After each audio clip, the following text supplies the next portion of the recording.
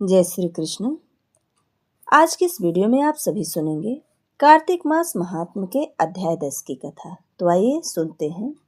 राजा पृथु बोले, हे ऋषिश्रेष्ठ नारद जी, आपको प्रणाम है।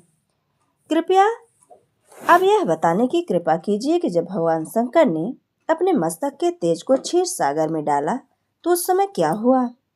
नारद जी बोले, हे राजन, जब तक भगवान शंकर ने अपना यह तेज क्षीर सागर में डाला तो उस समय वह शीघ्र ही बालक होकर सागर के संगम पर बैठकर संसार को भय देने वाला रुदन करने लगा। उसके रुदन से संपूर्ण जगत व्याकुल हो उठा। लोकपाल भी व्याकुल हो गए, चराचर चलायमान हो गया। शंकर सुवन के रुदन से संपूर्ण ब्रह्मांड व्याकुल हो गया। यह देखकर सभी देवता और मुनि व्याकुल होकर ब्रह्मा जी की शरण में गए और उन्हें प्रणाम कर उनकी स्तुति करने लगे। उन सभी ने ब्रह्मा जी से कहा कि हे पितामह, यह बहुत ही विकट परिस्थिति उत्पन्न हो गई है। हे महायोगिन, इनको नष्ट कीजिए। देवताओं के मुख से इस प्रकार सुनकर ब्रह्मा जी सत्यलोक से उतरकर उस बालक को देखने के लिए सागर तट पर आए। सागर ने ब्रह्मा जी को आता देखकर उन्हें प्रणाम किया और बालक को उठाकर उनकी गोद में दे दिया।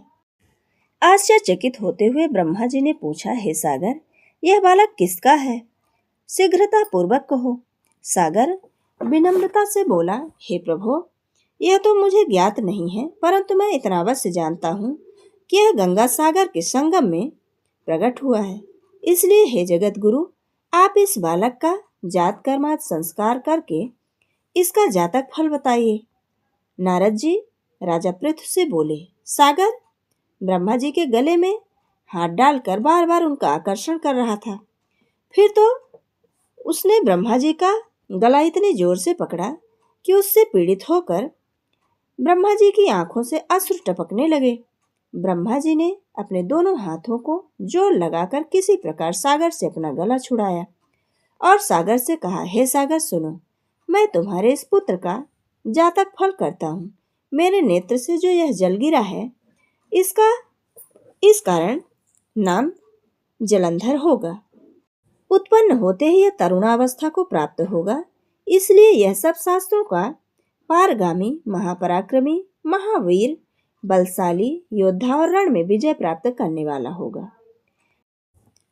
यह बालक सभी दैत्यों का अधिपति होगा। यह किसी से भी पराजित न होने वाला तथा भगवान विष्णु को भी जीतने वाला होगा।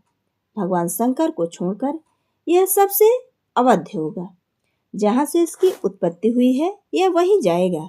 इसकी पत्नी बड़ी पतिव्रता, सौभाग्यशालिनी, सर्वांग सुंदरी, परम मनोहर, मधुर वाणी बोलने वाली तथा शीलवान होगी। सागर से इस प्रकार कहकर ब्रह्मा जी को शुक्राचार्य को बुलाना पड़ा और उनके हाथों से बालक का राज्याभिषेक कराकर स्वयं अंतर ध्यान हो गए। बालक को देखकर सागर की प्रसन्नता की सीमा न रही। वह हर्षित मन से घर आ गया। फिर सागर में उस बालक का लालन पालन कर उसे पुष्ट किया। फिर कालनेम नामक असुर को बुलाकर वृंदा नामक कन्या से विधि पूर्वक उसका विवाह करा दिया गया। उस विवाह में बहुत बड़ा उत्सव हुआ। श्री शुक्राचार्य के प्रभाव से पत्नी सहित जलंधर दैत्यों का राजा हो गया। यह थी कार्तिक मास महात्म के अध्याय 10 की कथा। आगे की कथा हमारे अगले अध्याय में। जय श्री कृष्ण। धन्यवाद।